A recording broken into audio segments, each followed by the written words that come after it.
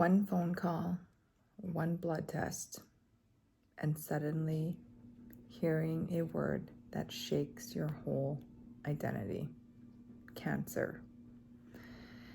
Here's how my life changed in a single moment.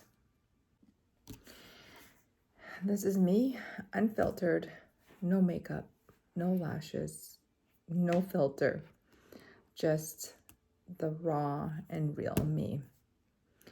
Cancer, the big C word.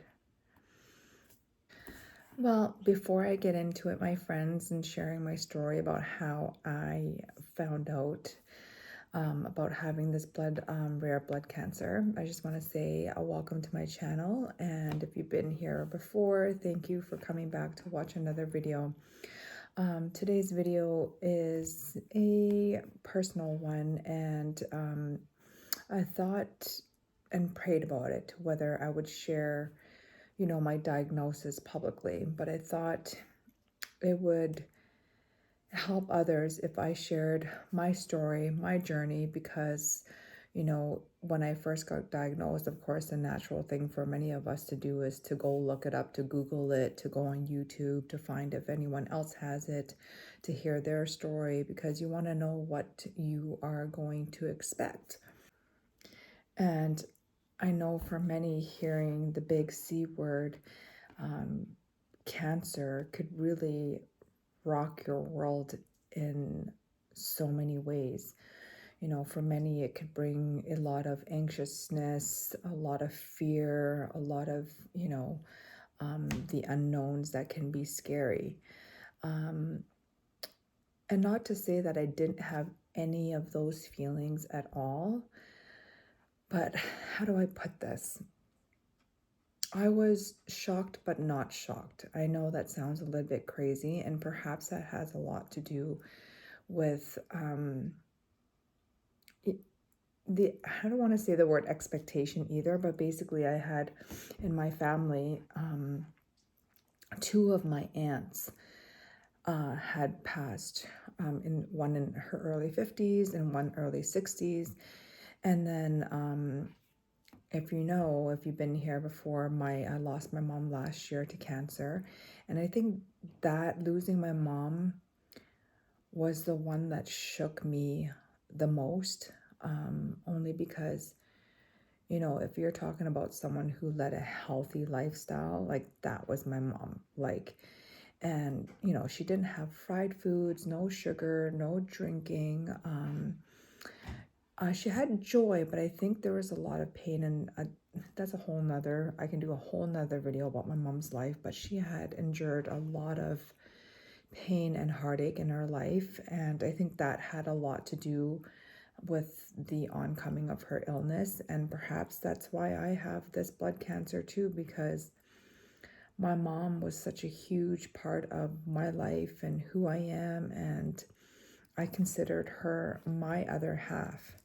And so, finding out a year later that I now have this rare blood cancer, like I said, going back to my point and babbling on, it's shocking, but not shocking, because of the young deaths in my family with the woman, and especially again, with the passing of my mom. So my family doctor probably thought I was crazy, because I was like, when he told me, he's like, the bad news is you have blood cancer. And I had booked all these, flights to go travel to Asia with my kids, Southeast Asia. And I was like, well, if I'm going to die, and I'm just like, saying it like this, if I'm going to die, I'm just going to go travel.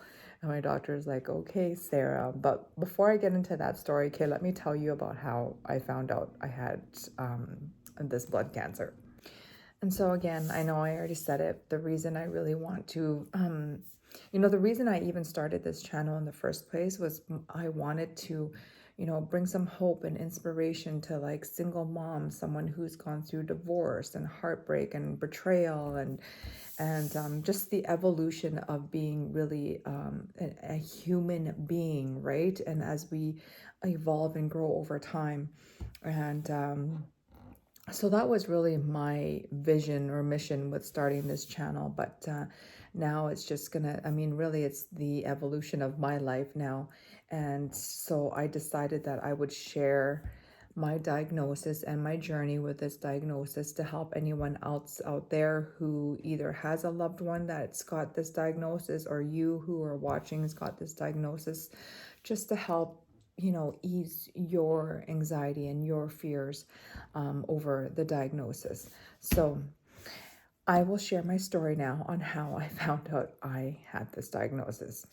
Okay, I mean, this blood cancer.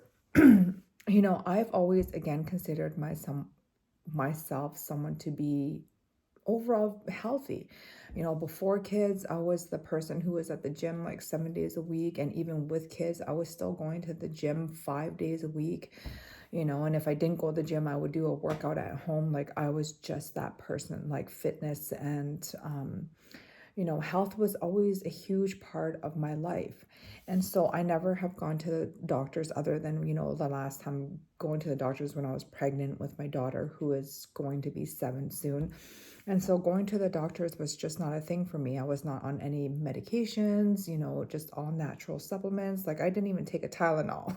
So, anyhow, but I'm so in tune with my body that I did know and feel like something was off. Like, I couldn't pinpoint it, but I just knew something was off.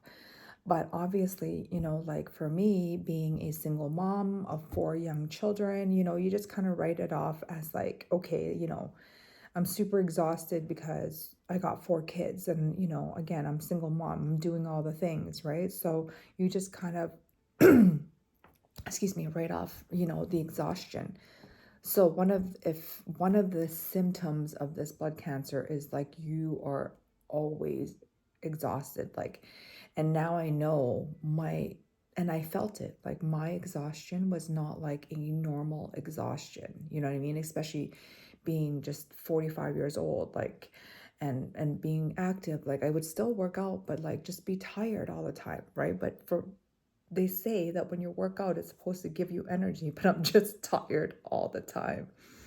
But at least now I know why I'm tired all the time.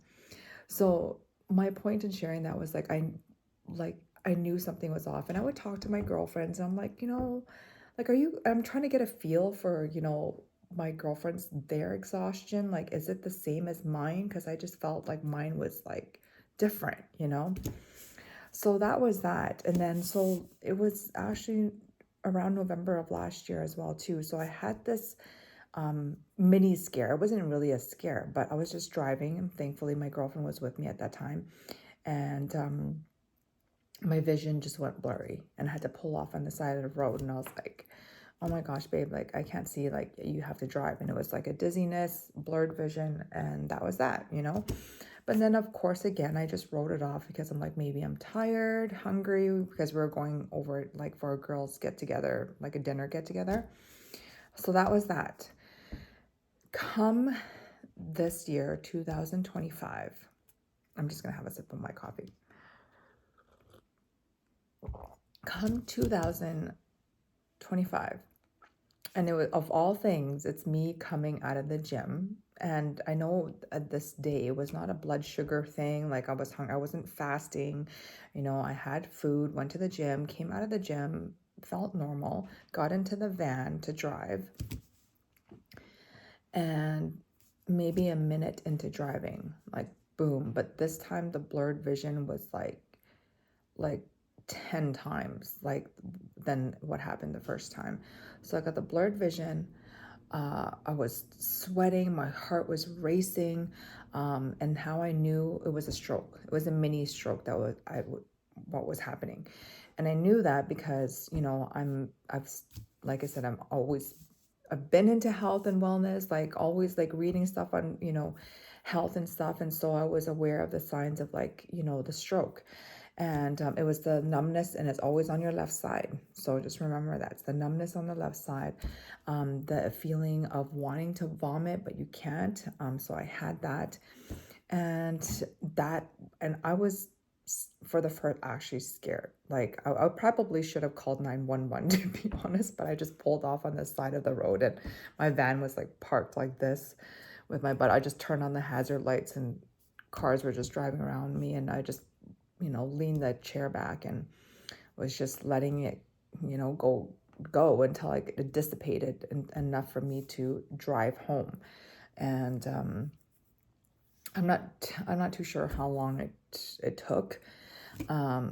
15 minutes maybe, something like that. And then I drove home, same thing.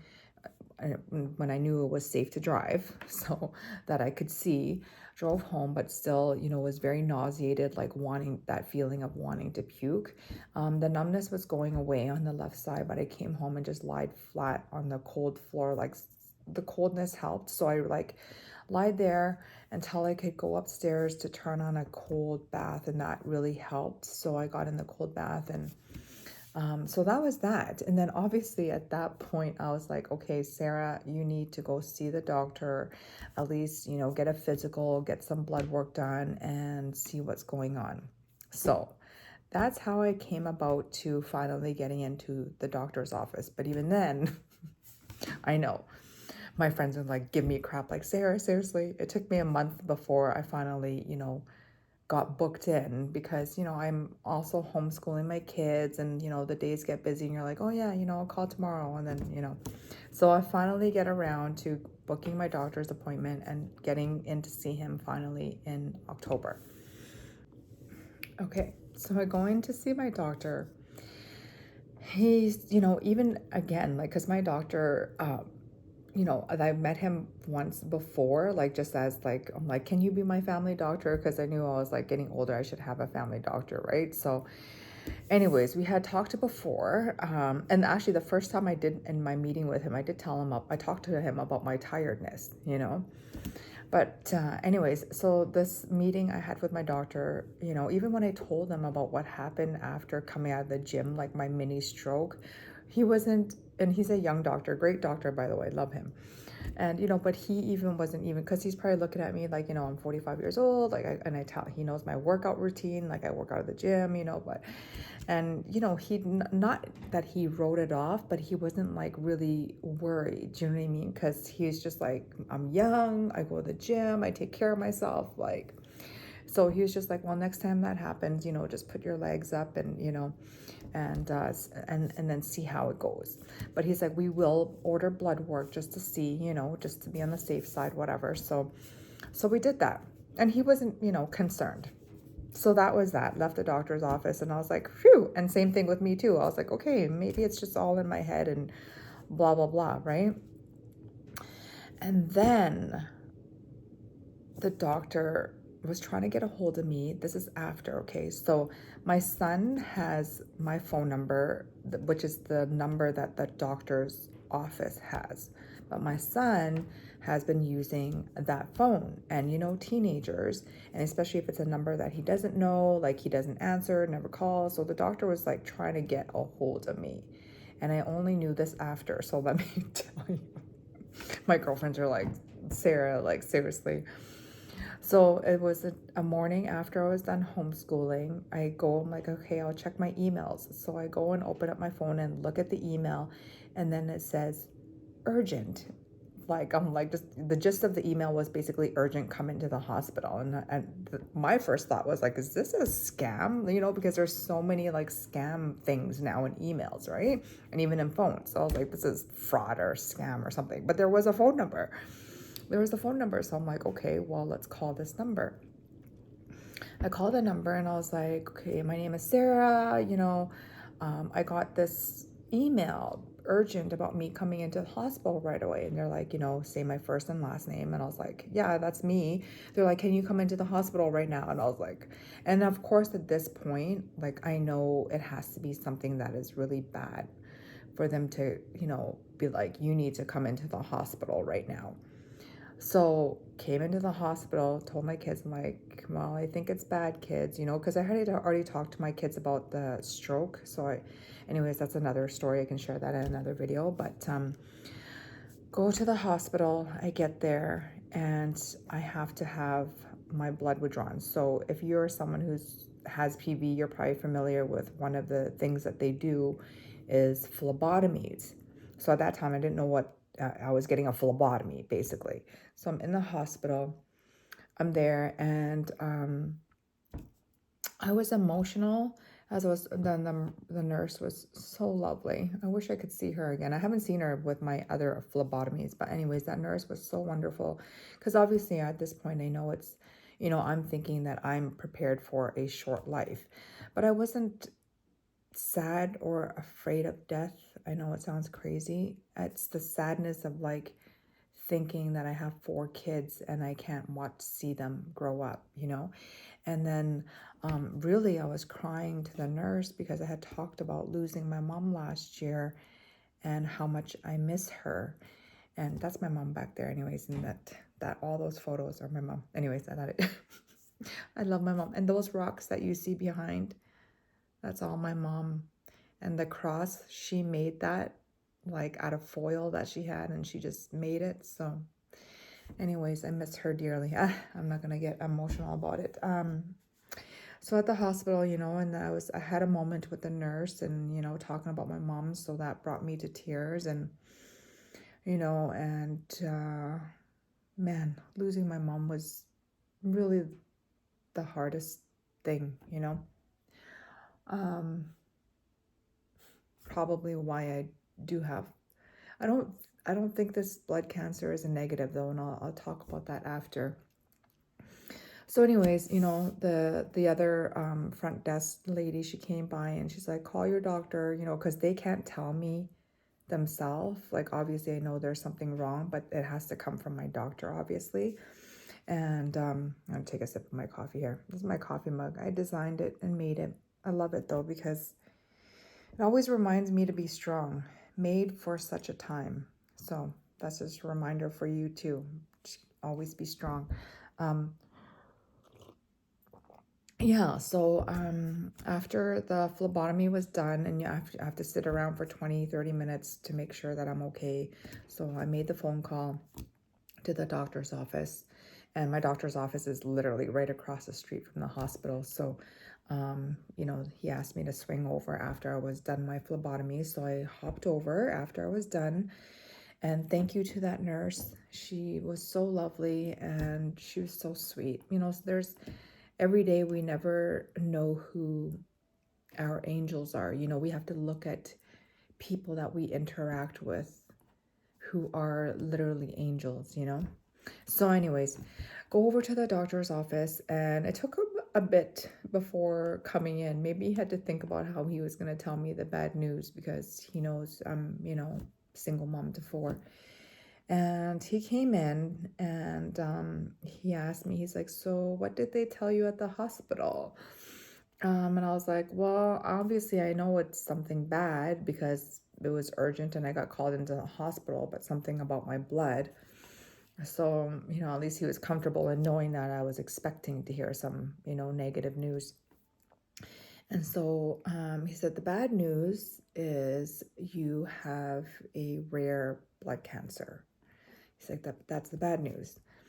And I think he was obviously, because anytime we hear anybody who hears the word cancer, it rocks your whole world, right? Even for me, who was, not that I was expectant of it, but I was, like I said, because with the young deaths in my family, I almost expected for me to have something young. And here I am. I do. Maybe it was my fault for expecting it.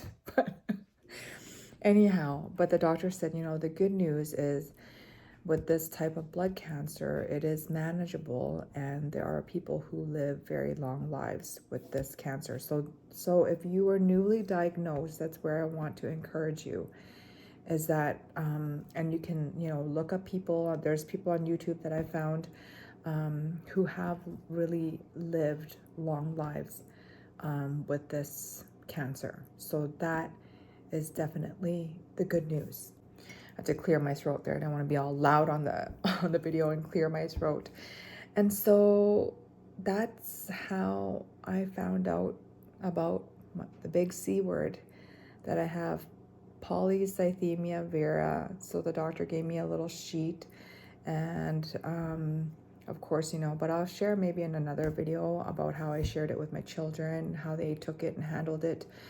But I will wrap up this video today, and just say that if you are newly diagnosed and you feel, a lot of anxiety, a lot of fear about what's to come, what I just want to say to you is, like, we have to think that, let's just take, for example, that we didn't have this diagnosis, that we never heard this diagnosis. It really, I don't want to say that it doesn't change anything, but life is tomorrow, the next hour. It's never promised to us whether we have cancer or not. And I think the perspective that I'm taking anyways, and that I hope I can encourage you to take, is that it can bring a greater sense of gratitude and, to really each day to cherish every moment and each day that we get. I think that there's a beauty in that, and having this diagnosis as a reminder to us that every new day is a gift for us. I know that's true for me. Like, when I wake up every morning, I just thank the Lord that He gave me another day to be here with my kids, and it's like I could pass and have a stroke in my sleep or something, and so we just got to count our blessings, and instead of focusing on the big C word, look at all the things that we can be grateful for. At least, this is not a cancer where we've been given, months only to live or whatever. It's a manageable cancer, and we can deal with it. And so I just really want to encourage you to stay hopeful, to put all your worries and your concerns on the Lord. That's what He's there for, because He really helps carry us through heavy times. Lean on God's word. Like, for me, like, God's word has really come to life for me in a different way. Like, it's just hit my soul in a different way. So and if you don't know Jesus, and you don't know God's word, I would encourage you to just start. Just like anything, when we start, it's hard and it's difficult, and we try to figure it out. But if we just keep at it, God really does speak to us through His words, and His words are truly, truly comforting and brings us peace in a time when we may feel scared, we may feel anxious and worried about what the future holds. But when we have God's word, He's our peace in the storm and our anchor in the storm. So with that, my friends, I won't drag this video on any longer. I hope that you found some encouragement in it, and that God's with us through all of it, and you are stronger than you know. So stay strong, be encouraged, and I'll see you in the next video. Thanks for watching. Take care, and God bless.